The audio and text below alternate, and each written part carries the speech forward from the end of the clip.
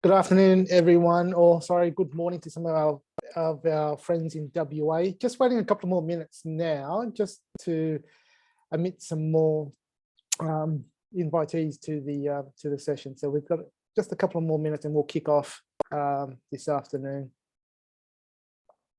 Now, just for a couple of things, guys. I do have a colleague with me that's actually going to be monitoring the chat. So if there are any specific questions, please pop them into the chat.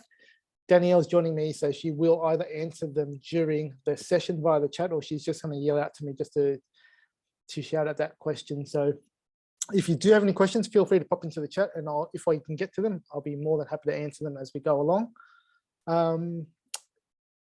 So we're close to probably starting, so I might just give it another minute before we start, and we'll go from there. Thank you again for your time this afternoon. So just to give you guys a bit of some context, so for this afternoon, we'll go for about 45 minutes in terms of what we'll go through this afternoon. Now, we will have some time for some questions and answers, and we've got some exciting things to show you around what we're doing to educate further with CCS, or how we're helping services administer that. So we'll talk about that at the end of the actual session itself. But again, thank you for your time this afternoon. I hope you do find the session valuable to a degree, because we do get a lot of these common questions as we go through them this afternoon. So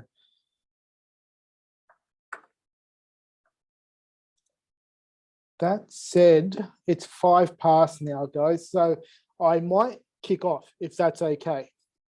All right. So sorry, just letting in a few more people as we go along.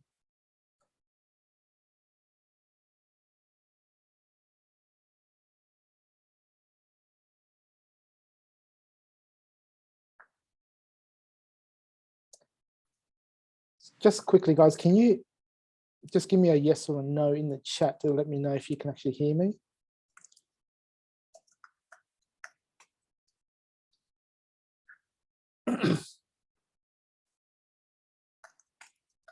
Thank you, guys.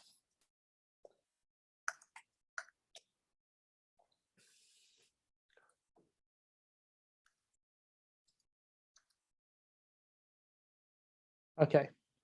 So what I might do is just really start now, if that's okay. So I'm just going to close the chat. Just minimize that. So thank you again for your time this afternoon. What we're going to go through this afternoon is just some fundamentals of CCS. Now, for those that are on the webinar this afternoon that actually did join us at the owner meetup here in New South Wales, it's nothing different from what you've seen there. Okay, so some of the content is obviously repeated, but what we wanted to do is at least share with you some of the questions that we get that are very common that we get from services each week. So we are joined by existing owner customers, but we're also joined by just other customers as well that are not using owner specifically for CCS. So we welcome you both. Again, thank you for this afternoon. But just to give you everyone some context, at owner, we receive probably close to about 300 interactions each week with our customers regarding CCS, right? So we get maybe about 100 phone calls regarding CCS and family accounts and entitlements. And we add to that, we probably get about another 150 odd emails each week, again, asking about entitlements and CCS and why CCS not correct. So, and then there's also another 50 kind of interactions through our online chat as well. So what we thought was the best way to approach this is just to address some of the common questions that we get with CCS. Some of the things that you will see this afternoon aren't specifically related to owner. So we've tried to keep the information very, very general. But for the benefit of our owner customers, I will walk through some of the screens of where you can find certain information in terms of how you could actually troubleshoot some of the CCS yourself as well. So, excuse me. So what I might do, so this afternoon, so just quickly, I just wanted to quickly double check before I go on. Can everyone see my screen at the moment? It should say Fundamentals of CCS.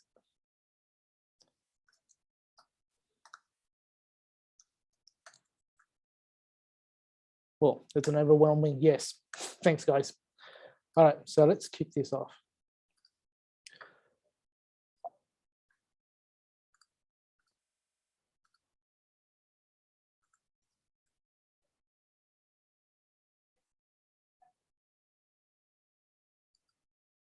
Sorry, guys, just admitting some more people to this afternoon session. Okay, so what we'll discuss over the next 45 odd minutes is the most common questions that we get as we get through the week. So again, not specific to owner, but it's more specific to just CCS generally. So why hasn't CCS been received or paid? When CCS doesn't actually look right, what you need to look for there. So that could be a change in entitlements. And then the last thing we'll go through, guys, is kind of how the entitlements actually how the entitlements are determined. If we've got some time at the end of it, what we'll do is we'll go through some best practices as recommended by CCS through the CCS handbook as well. Now, just quickly, I wanted to open the session by asking who's actually read the CCS handbook, but without having specific responses, you can pop them in the chat, but the CCS handbook is actually quite good in terms of its resources and the specific rules that it actually goes through. Now, the only challenge with the CCS handbook is that it's about 150 pages and it's quite dry to read. Now, personally, I've read it a couple of times myself, but the information in there is actually quite useful and quite good if you can get through it all. Now, what we've tried to disseminate here in this session this afternoon is some of the key rules that you should know as you're trying to administer CCS. Now, topic number one, why CCS hasn't been received. Now, typically CCS hasn't been received or paid to you or to your parents due to, on whole, is about usually three different things. It's either you haven't submitted your sessions, and we'll go through that specifically more for owner customers and how you can resubmit sessions or check if your sessions have been submitted. Typically at the end of the week, you need to obviously submit your sessions to CCS. Most childcare providers do that on Friday evening. Or if you wanted to say that you can receive your payments report from CCS on the Monday, most services do it on the Friday evening, or the cutoff time to get it on the Monday is you do it before Sunday 9 p.m. Okay, so that gives you then your sessions are submitted to CCS, you get your payments report on the Monday. Now, if you do submit sessions on the Monday, CCS then take overnight to then process that, and then you get your payments report on Tuesday. So it's usually an overnight thing when you have to submit sessions to CCS. Okay, so that's the first thing that we'll go through for specifically for owner customers there. Is there an active enrollment? Okay, is generally the second thing when a child doesn't receive their CCS payment. So we'll go through that. And then the last thing that we usually get asked is, if I haven't received the CCS, what are the reasons why a parent would receive a back payment from CCS? So we'll go through that as well in this part of the session. So I'm just quickly checking the chat, just quickly. Perfect. Okay, so let's have a look at, have your sessions been submitted? So again, apologies, guys, I am going to jump around to a few different screens today. So this one for owner customers. The best tip I can give you guys is to check your payments report, sorry, your weekly attendance fee report. Okay, so this report here, and the way you get to the weekly attendance fee is here. So from your CCS, from your owner admin dashboard, click on CCS and click on weekly attendance fee. Pick the date with which, pick the date that corresponds to what you're looking for in terms of checking what has or has not been submitted. Click on attendance fee. What you'll do is you'll get to this screen here. Okay. What this screen shows you guys is how many sessions were booked in and for what fee. Now, there's no CCS appearing there, but what the key thing to look out for here, guys, are these red marks. So these red X's mean that these specific sessions haven't been submitted to CCS. Now, if you use the automatic submission, what you'll mainly see within owner is that you'll have a number of ticks along most of these, against most of these names. So the ones you want to look out for is where CCS hasn't been submitted are these ones with the red X. Now, to submit those sessions, now they could have gone into error for multiple different reasons. They didn't have an enrollment ID. The enrollment wasn't active for this particular week. So what we generally recommend is when you come in on the Monday or the Sunday before, Sunday 9 p.m. on each week, just check this report. And if you see that there's any red X's, what you need to do is just click on the blue little arrow here, and that'll submit to CCS, or it'll provide you an error of why it's not sending it through. So that's the thing that you should check. So really, when CCS isn't paid for your parents or for your children, the first thing we recommend you do is check if your submissions have been submitted. If they have been, we need to then check whether those submissions have been made for specific children. So in this case, if I had submitted CCS, if I had submitted my sessions to CCS, but it was these 3 children that didn't receive their CCS, you'll quickly know why that you'll have to actually resubmit these sessions. Okay, so that's tip number 1. When CCS isn't paid, check if your submissions have been made.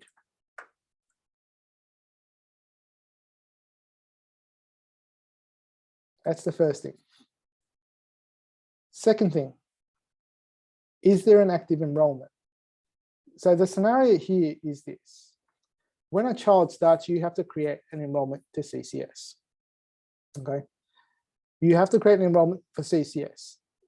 Now, you may or may not get an error when you submit to a session to CCS.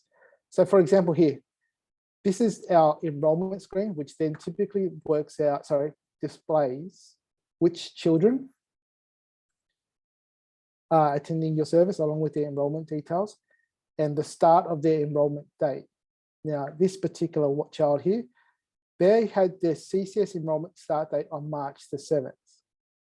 Now, if that child actually started with your service in the week prior, so say February the 28th, what would generally happen is if you submitted a session to CCS, you will get an error, because with CCS, all they think about is that this child actually started on March the 7th, not the week before. Okay, so when you try to submit a session for a child that's actually started before this date, you will get an error. Okay, so that's the first thing that you need to check. Now, for owner-specific customers, if you had to change this start date, what you need to do is you go into the child's profile, you click on CCS, and then what you do is you change the effective from date here. So that one we had as March the 7th. So if the child had started the week before on the 28th and you had to submit sessions through this week, you would change it to the 28th or whenever the child's first day was, and you click update enrollment to CCS. Okay, so that doesn't matter, even if the child's status is confirmed, that will change the start date from, in this case, March the 7th to February the 28th. You can then go and submit your session for that week. Hope that makes sense. The other thing, so the first part of that, guys, is check if the enrollment start date aligns with the very first day that that child attends your service.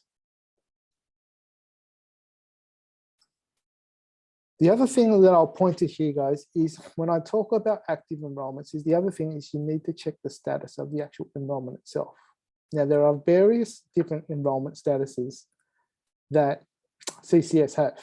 Okay, so the ultimate one, the one where you want to get to is where it says confirmed. Confirmed means you've registered the enrollment with CCS and parents have actually gone through and they've actually approved it in MyGov. On the Centrelink side for parents, they've already done the income test, they've done the activity test and their update with the child's immunisations with Centrelink. So that's the status you want to get to where entitlements are actually released. But if we start at the beginning in terms of the flow of creating an enrollment to CCS, is that the first thing, once you've created your enrollment to CCS, guys, it goes into this status called pending confirmation.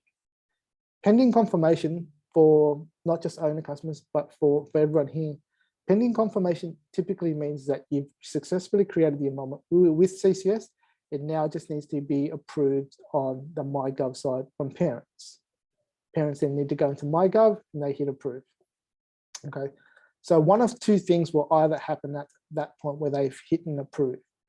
They will either go into confirmed, provided that the parents or the primary carer is up to date with all the information provided to CCS.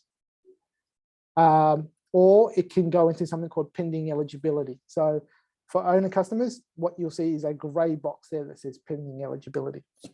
Now, when it goes into pending eligibility, there's actually nothing more that the service or yourself as a childcare provider can do. You've actually done as much as you can.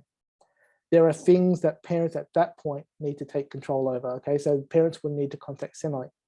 The reason why it goes into pending eligibility is sometimes that Centrelink's actually missing some information from the parent. So like they haven't completed an income test, or they haven't completed the activity test, or they haven't they haven't provided Centrelink with the updated immunisations for the child.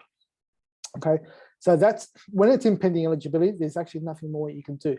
The other common problem that we've seen when it lands in pending eligibility is that the registered primary carer with Centrelink is not the same as the primary carer that we have in owner.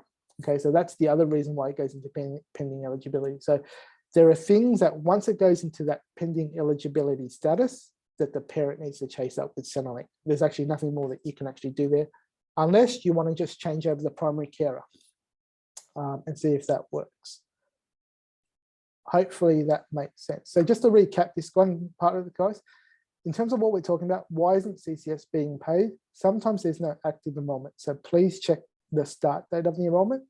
Number two, check the actual enrollment status for the child itself. Again, confirmed is where you want to be. Pending confirmation means parents have to approve it in MyGov. When it's pending eligibility, we just have to communicate to parents that there is something missing on the Centrelink side for them before their entitlements are actually released. I hope that makes sense.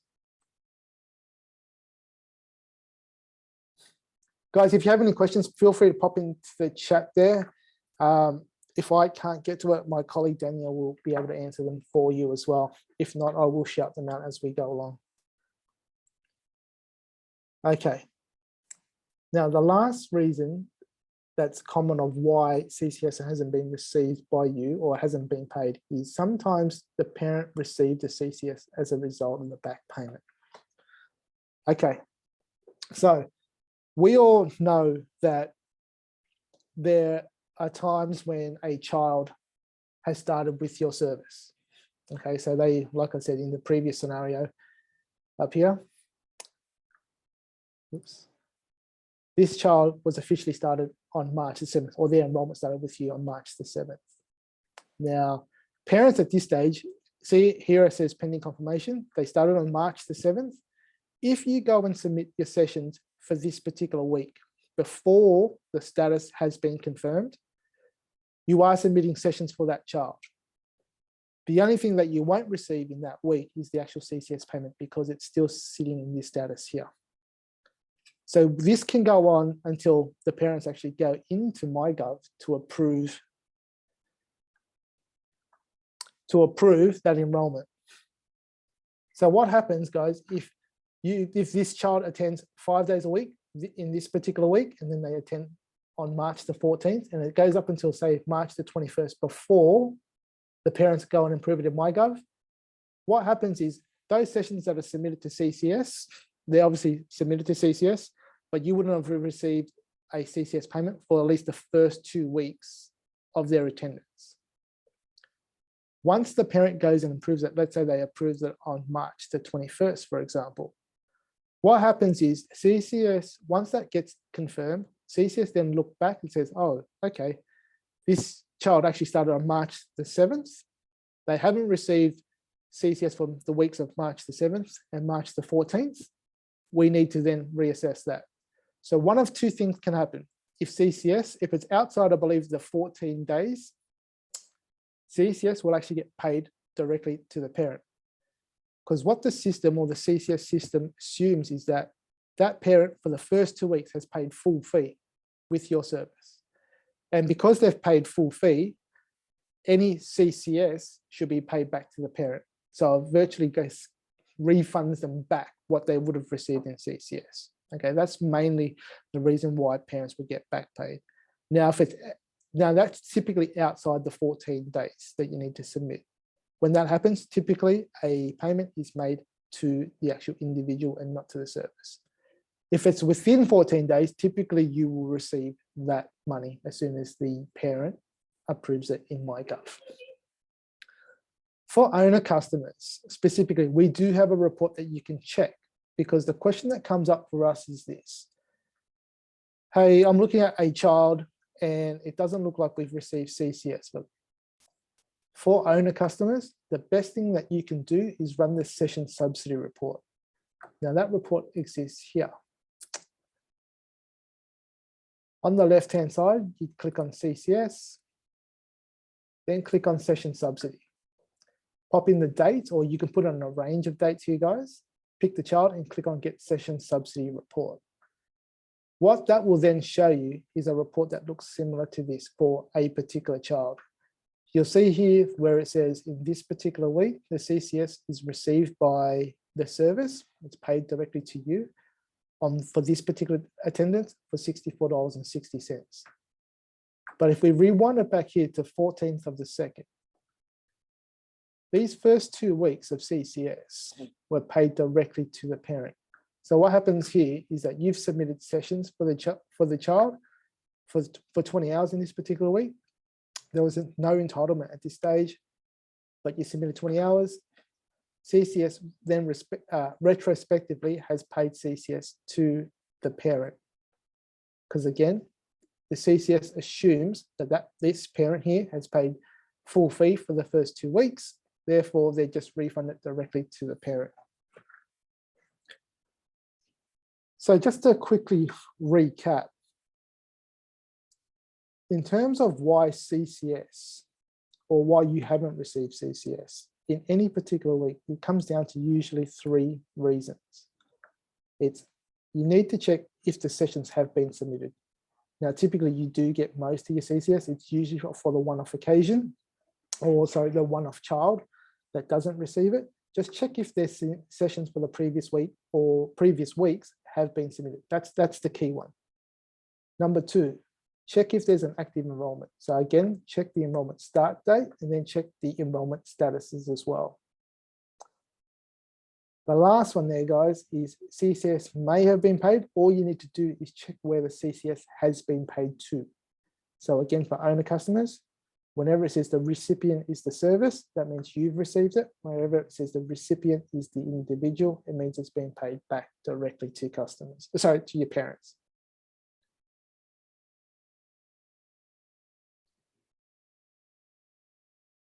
Hope that's okay. Again, guys, if you have any specific questions that you want to ask, feel free to pop them in the chat and we will get to them ASAP. So, next topic, guys, is when CCS doesn't look right. So let's have a look at the topics within that. When CCS doesn't look right, it usually comes down to 4 basic reasons. Have the child's entitlements changed? Have they exceeded the hours in the fortnight, or and by doing so, have they added any additional days? Is the hourly cap, is the hourly rate above the cap, or have your fees changed so that it exceeds the cap now as well? Or if they have changed and they're lower, then again, that will also be a reason why CCS is not consistent from the previous weeks. Now, does the child attend more than one service at a time? Okay, so again, we'll go through the various reasons for that as well. So now, just for a little bit of information, as we go into the first part of this, have the CCS entitlements change? There's a couple of things for owner customers that I can show you which screen to check for this, but just for more background, CCS entitlements are updated every fortnight. Okay, so we have had some feedback before, like there was just a misunderstanding of when CCS updates your entitlements.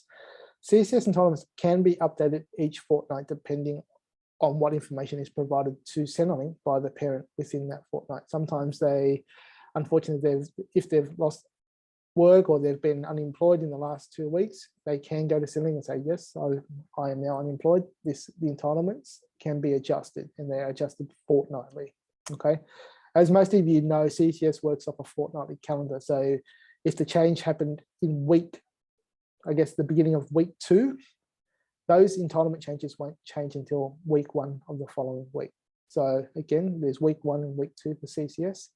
Any changes that are made within that from a personal family circumstances, it gets changed the next fortnight.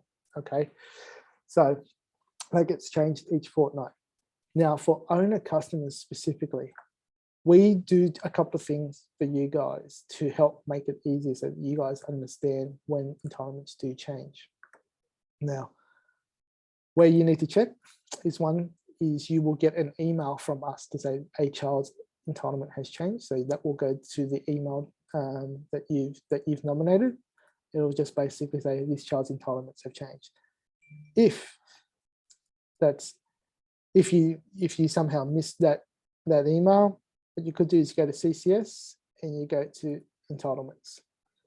And there's a section down here, guys. Again, if you're following me and if you want to have a look on your own screen, you can. You'll actually get a list of all the changes. We actually track changes from October the 28th, 2020 onwards. So it actually gives you a really good audit or a summary of all the changes that have happened to a child's entitlements. That report looks a little something like this. So you'll have the name of the child or the enrollment ID, what their CCS was previously, how many hours they had. It tells you if the annual cap's been reached.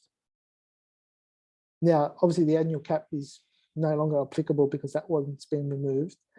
But this child here is gone from 60% down to 50%, but they maintain the number of hours. So we can go into some of the details. We will talk about this a little bit later on, but I might as well just bring it up now. Typically what happens, guys, when the CCS percentage is changed, whether it goes up or it goes down, in this scenario where it's gone down, it means that the family's income has somehow changed. Okay, it's possibly their income is less than the income's increased compared to what it was before or what was submitted to Centrelink.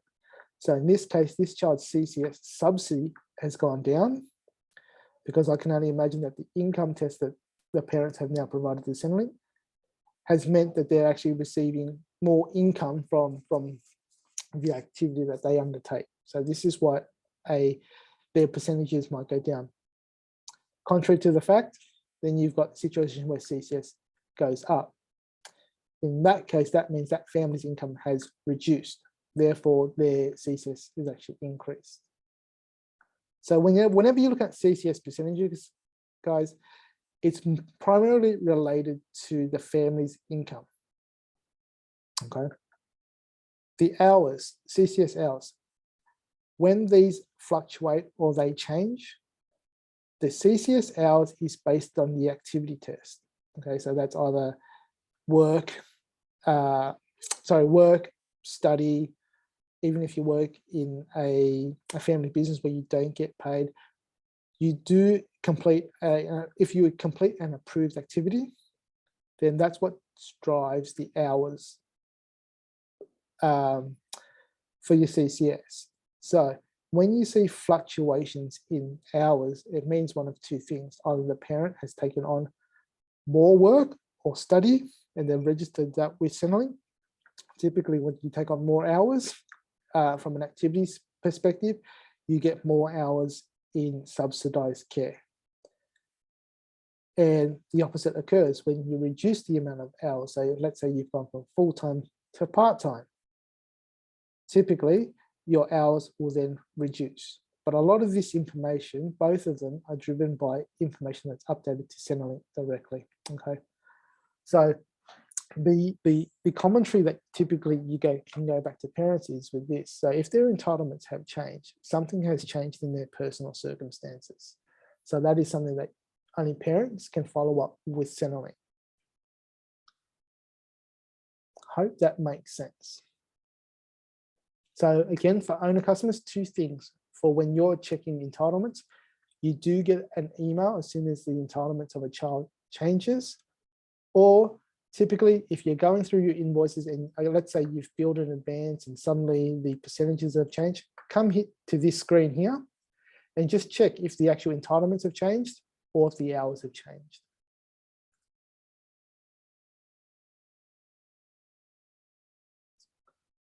Cool.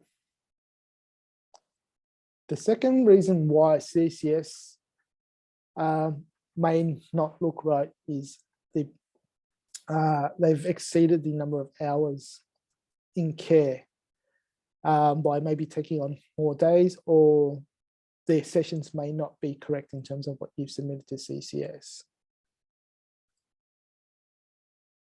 So again, the most useful report for owner customers is the weekly attendance fee. So again, check that report there. So you got to, under CCS, go to view weekly attendance fee. And what I would suggest to you is tick this button here, which then shows you how many hours a child has actually attended over the course of the fortnight. What you get here is a typical report like this, where you have the child and enrollment IDs on the side. And let's say in this scenario here, this child here attends 5 days over the fortnight. Sorry, 10 days over the fortnight, 5 days per week. So we've submitted 100 hours out of 100 hours that are eligible, and they receive this much in CCS for that particular week. So then you've got scenarios here where this child here was only eligible for 36 hours over the course of a fortnight, but they actually attended 66. So how CCS works is that they will pay you subsidies up until 36 hours. The balance of the 30 hours in this scenario here is then paid out of pocket for the parents. Okay, so that the key thing to check is sometimes parents have exceeded the number of subsidized hours in care. So that is something else that you need to check. Or it's one of those things that you have a discussion with parents on enrollment, just understanding how many hours they're eligible for based on their activity test. And then usually, again, you would have that conversation with parents and say, yes, you are subsidized for at least 3 days a week in care, or 4 days, or is it 2 days? So that's what you need to check. Again, for owner customers, the best way to check that, to see if a child's actually exceeded the number of hours, is check the view weekly attendance fee. This is a really key report for owner customers specifically. You can check this report again. If I go back to how we started this conversation, is you can check whether or not a child's session has been submitted. If they haven't been, you can submit them from there, and then also check how many hours as well. So that's the best way for owner customers just to have a glance at each week. Because the other thing it does do, guys, it also tells you how much fees you're expecting from each family, what CCS has been paid, and then what gaps you're expecting from your families.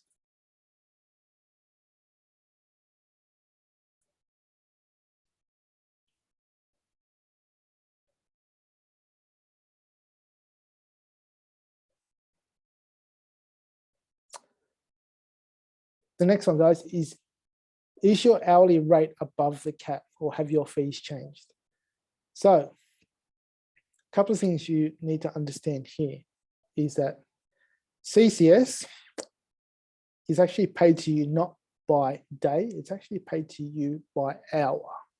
Okay, so that's a key thing for you to understand. So if a child attends a 10-hour session, CCS work out what the hourly rate is and then pays you that multiplied by 10 hours. So the key thing to understand here is CCS is paid by hour. The other key thing here is this table here where it's actually the hourly rate cap. Now the hourly rate cap for centre-based care or OSH is $12.31 this year. For school-age children, obviously drops off a little bit here at $10.77. That's based on whether or not they're actually at school age. So $12.31. So the scenario I'll play out here for you guys is this. Let's say your daily fee is $150, for example. And let's say that child attends a 10-hour session. Your hourly rate is $15. Now that $15 exceeds the hourly rate cap as set out by CCS. What it means is Centrelink will then, the CCS that will be paid $12.31 multiplied by 10. And the difference between the $15 and the $12.31, so it's about $2.70. $2.70 multiplied by 10 is added to the parent's gap. Okay, so sometimes the misunderstanding we have is that parents will typically look at their rate, so their CCS percentage, and they say, oh, but I get 50% of the hourly rate, 50% off my fees. They do, but they only get it up to a certain extent, right? So if your fee is $150, they don't necessarily get 50% of $150 if it's a 10-hour session. They only get 50% of up to the $12.31. So CCS again will only ever pay you a maximum of $12.31 per hour. For children that are below school age. And again, that's different for children that are of school age. So they'll be $10.77 for those children there. So again, if your hourly rate for this child here, and they're at school age, if your hourly rate is $15, CCS will only ever pay you a maximum of up to $10.77 for that child's subsidy. So anything above the cap usually will require the parents to make additional contributions to their gap payment. So that is another typical question of why CCS may not look right if parents are trying to work it out themselves. Just remind them that CCS will only ever pay you a maximum amount in CCS. It's not necessarily 50% of your fee. Before I go on, the other thing that parents usually do if they see their entitlement or their percentages is that they also forget that there's also a withholding that typically gets reserved. So typically they have, let's say they have a 50% entitlement, but when CCS does the calculation, there might be a 5% withholding. So the 5% withholding is usually then reassessed at the end of the year once CCS does the account balancing for parents, okay? So again, parents will go through and they'll say, yes, my rate is $150. my CCS rate is 50%, and they'll do the maths on that. So then parents will usually not understand the hourly cap, number one. Number two, there's usually a 5% withholding. That's the standard. The key for providers is that, just so that you guys know, parents can actually adjust that withholding as well. Okay, so that if they log into MyGov, they can adjust the withholding. They can change it from 5% to I think to 0, or they can withhold up to 95%. So they can increase the 5% to 95%. If they do that, obviously they're paying more in fees. Sorry, more in their gap as well. That's the other thing to be mindful of. Now, I believe you can actually do, as a parent, you can actually make that adjustment twice a year.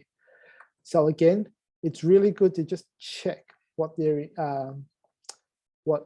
entitlements are, especially the withholding, and also check what your hourly rate cap is compared to the hourly rate. So check what your hourly rate is compared to the actual hourly rate cap.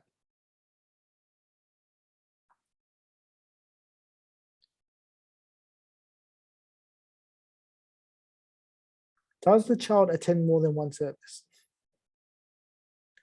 So we do have scenarios where a child may have hours split between two services. Now, as part of the child's entitlements, or the details of child's entitlements, what you need to check for here, guys, is the apportioned hours per fortnight. So this service here, this child here, has 100 hours. But if this child has a portion number of hours for your service, you'll see it here, because CCS do ask for how many hours do you want to split between this service and your other service. Whenever you see, if there's this number says, say, 50 or 60, that's the maximum number of hours that they should be attending at your service, or they'll be exceeding the number of hours in care. So that means they'll be attending, that would need to pay more of a gap if they exceed the number of hours there. So for owner customers specifically, the way to check that, guys, is you go into CCS. Right, go into CCS and you go into entitlements. You can pick the child.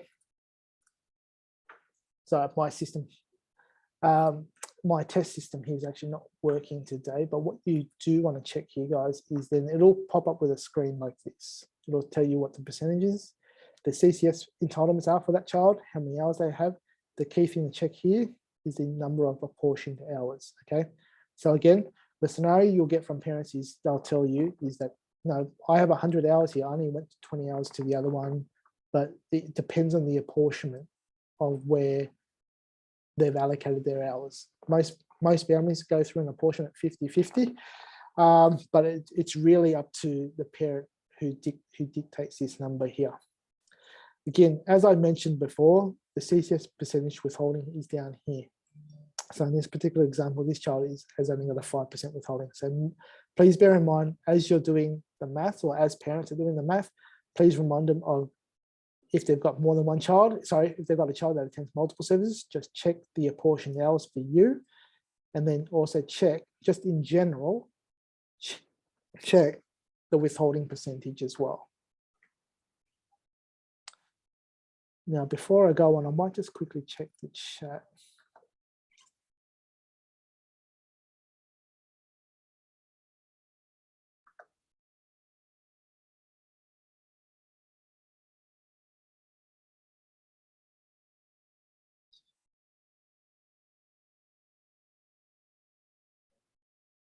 Yes, that's right, Natalie. So can I confirm that is their percentage of our hourly fee? So if their rate is 50% and the hourly rate is $10, they will pay $5 per hour. Yes, that's correct.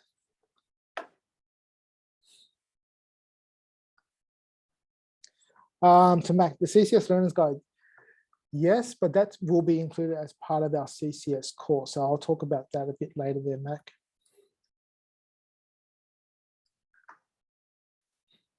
So last topic here, guys, is how are entitlements determined? Now, I touched on this earlier on as we've gone through this afternoon. But just to give you an overview of how entitlements are determined. So we'll go through the income and how that determines the percentages. The activity test is what determines how many hours. And then we also talk through how parents can adjust the withholding as well. So this might sound a little bit of, on repeat, but typically, I might open this Let's go here. Let me just find the page.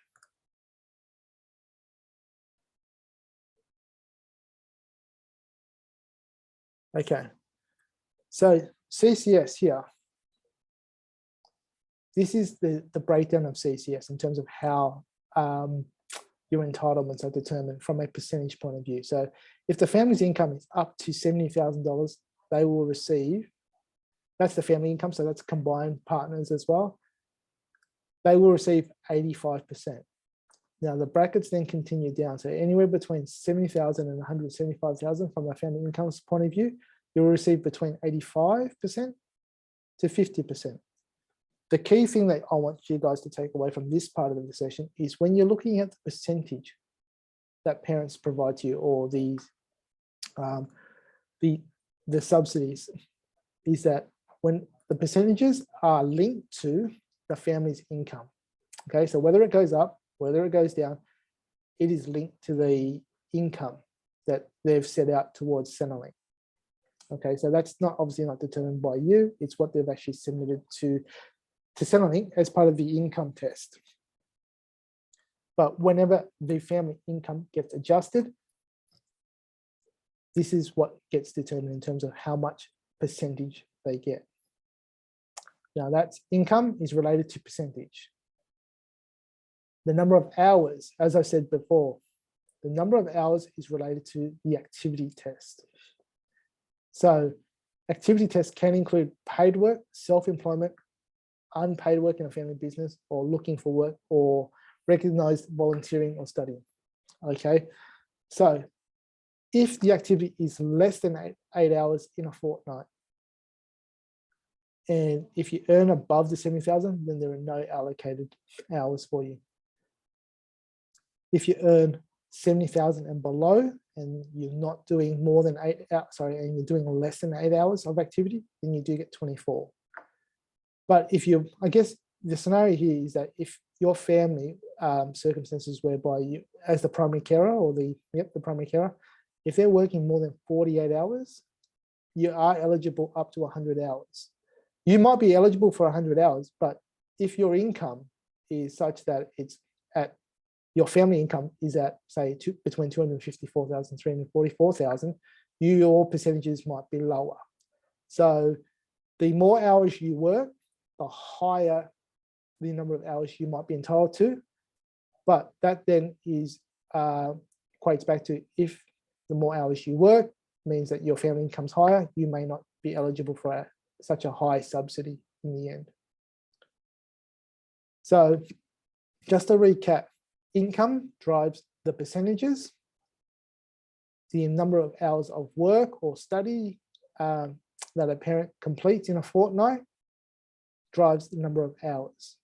Now, the recent change that came in was that given the federal government's push towards having parents rejoin the workforce and providing additional CCS for additional children that require care. So you would have seen that by now. I think that that went live on March the 7th, whereby the second child receives up to additional 30% of CCS.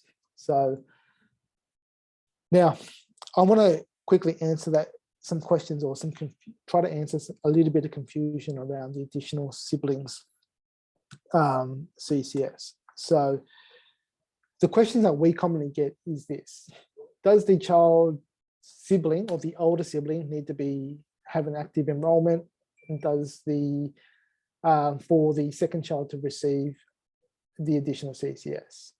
So there's actually nothing that you could do on your side to determine this. It's actually based on what's registered for parents with Centrelink. Okay, so if they've got 2 active children that are active in Centrelink and they're both eligible for early years care, then they're getting the additional 30% on top of the subsidy for the second child. There's actually, they don't have to be an active enrollment. They could be Cs, but it's whatever registered on the parent Centrelink side.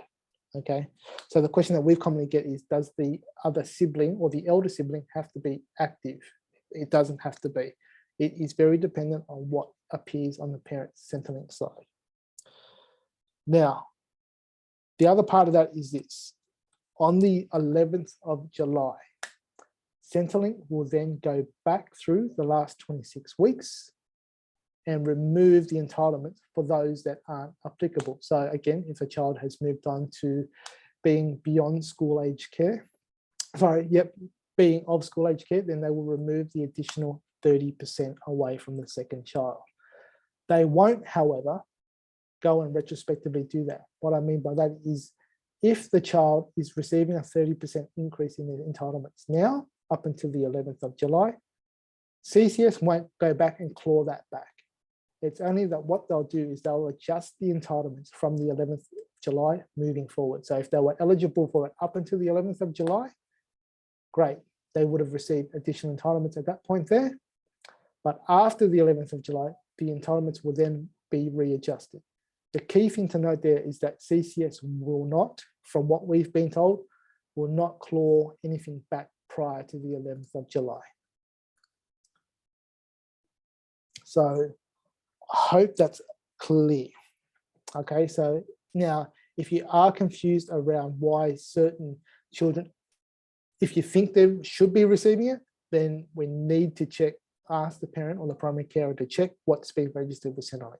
Okay, so the only reason why a child would have their entitlements updated is that parents have registered, have the child's details in Centrelink or up to date registered, and if they're eligible for the 30%, that automatically gets applied to the second child.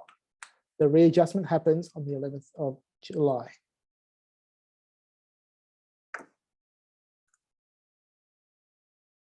Now, I already touched on parents can adjust the withholding earlier in the discussion as well. So again, if parents want to adjust their withholding, they can do that via the MyGov app. Look, the last thing I'll touch on here, guys, is, and before we go, because I've only got 5 minutes left, couple of things that for best practices wise, the department recommend that you do not estimate, and they prefer you to bill in arrears or do not estimate your CCS. Now, in practical terms, owner or any other software provider understands why you would do your bill in advance, right? When you're obviously running a service, you have some fixed costs and things like that of staff, how many nappies you need to order, meals, etc. So there are real practical reasons of why you would bill in advance. But again, if I'm to recommend something and going by the CCS handbook, they don't recommend you estimate the CCS. And as you can see, like I said to you, CCS entitlements are updated every fortnight. Okay, so if you are estimating in advance, it could happen where the CCS entitlements that you get paid are different to what you estimated, because at the point in time you generate your statements or your invoices, the system might have assumed that that is what you're going to be paid, therefore the estimate. But what you actually get in practical nature might be actually less than that. Actually might be even more than that. Then parents kind of either overpay or underpay the gap. So that could happen as well. So for you, it can create reconciliation issues. So as recommended by the department, they do recommend you not estimating, and they prefer you to bill in arrears without estimating. So guys, that's the bulk of what I wanted to go through today. If you have any questions, please pop them in the chat. Feel free to also email us as well if you wanted some more information on this. But before we go, there are a couple of things I just wanted to touch on here. Now, again, if you've gone through the CCS, if you haven't read the CCS handbook, it does have some really good information there. It's about 150 pages long, but it is dry to read and can be vague. So what we've done here at Owner Guys is actually developed a CCS course. Now, if you actually, and we've broken it down to 6 different modules, starting from the basics all the way through to record keeping, how Child Care Subsidy is getting paid. If you're interested in that, please reach out and register for that. Now, it is, I have to say, it is a paid course. We are running a 20% discount on that at the moment. Okay, so what that does come with is also the CCS Learner's Guide. The CCS Learner's Guide is a companion to that course. This is only 78 pages long, so it's half the size of the CCS handbook, and it does break your CCS down into real practical examples as I've gone through today. Okay, so that might be really handy for those that are, for directors or even providers that are actually new to CCS, or educators who want to become directors. Then this is a really good handbook in terms of where to start. It'll give you the basics, but it'll also run you through the specific rules and details of CCS. So if you're interested in that, please reach out to us. The second part of it is what we've learned and what the feedback that we've received from our service is that sometimes CCS itself, and not specifically owner, CCS statements, invoicing, creating enrollments is also something that does take up a lot of time. Okay. So here at owner, we are now offering what we call CCS admin or CCS administration. What we do with that, guys, is that we take on the responsibility of submitting your sessions each week. We run your statements and your invoices. We take it from as soon as a child is enrolled, we will create the enrollments, create the accounts for parents. Then any reconciling issues we actually take on board and we resolve them for you as well. So if you're finding yourself bogged down with specifically administration tasks around anything from enrollments, creating enrollments, through reconciling CCS and payments, feel free to reach out to us for that. Now that is also a paid service, but if you're spending more than 2 hours a week on CCS admin, we recommend that you take a look at this, because we can take a load off that for you as well. Look, yeah, so someone here's just asked how much the CCS training course is. So the CCS training course, as we're going to release it, I think in the next week, is $249, and that gives you complete access to that. Again, I did mention that if you reach out now for the first 50 customers, we can do them at $199 for 20% off. That's for the CCS course. If you're interested in the CCS admin, where we actually take on everything CCS related for you and administer that process for you and for your service, that starts at $79 a week. So if you're interested in that, please reach out and let us know. If you're interested in receiving some of the slides that I've shared with you today, please again also reach out to us via that, or reply to that email that you would have received for this webinar. Reach out to us, and then we can also distribute some of these slides back out to you as well. Now I'm right on 2 o'clock. Now that's the specific session that we've got today. Feel free to drop any more chats, any questions on the chat there, and we'll get to them as soon as we can.